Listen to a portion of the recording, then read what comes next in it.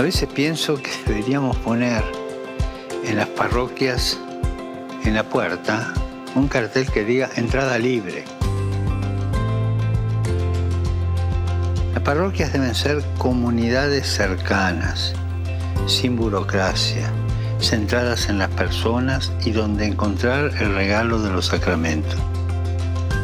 Tienen que volver a ser escuelas de servicio y generosidad, con sus puertas siempre abiertas a los excluidos y a los incluidos, a todos. Las parroquias no son un club para pocos, que dan una cierta pertenencia social. Por favor, seamos audaces. Replanteémonos todos el estilo de nuestras comunidades parroquiales.